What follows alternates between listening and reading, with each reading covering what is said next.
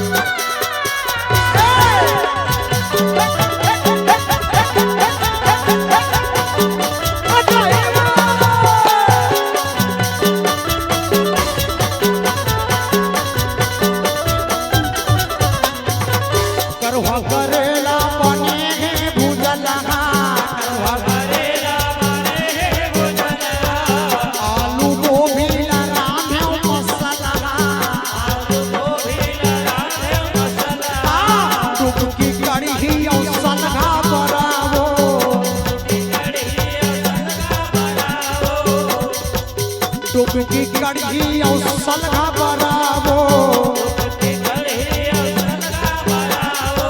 भाटा मुराई चूरे है पतला औहे औहे दाई औहे आमा के अचार चरोटा भाजी तेरा के जा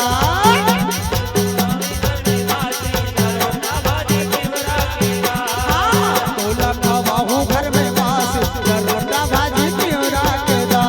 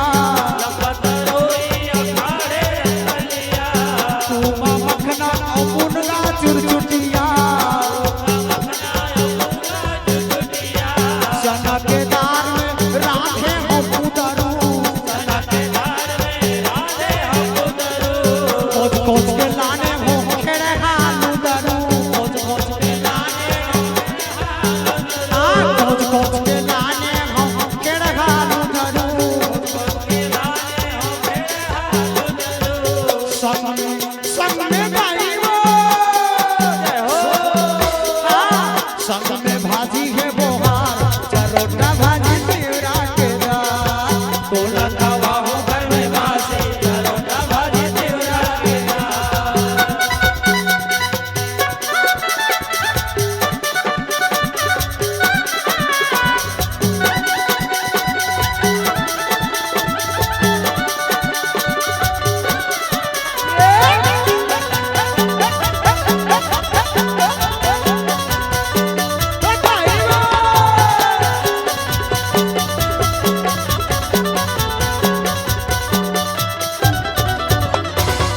टूटहा हटिया में आसन लगाओ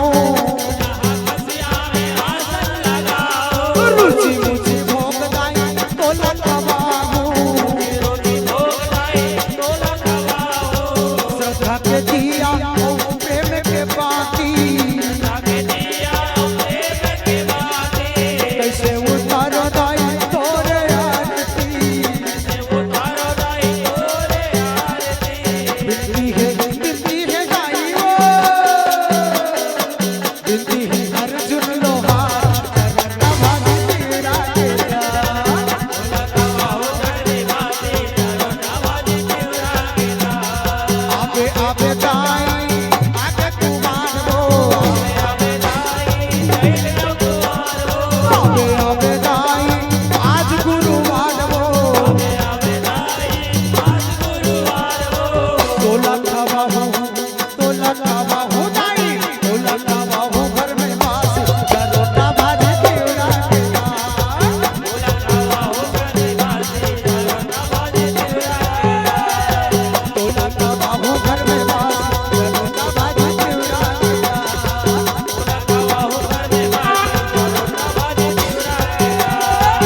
लखवा हो घर में वास चरोटा भाजी चिवड़ा के दाल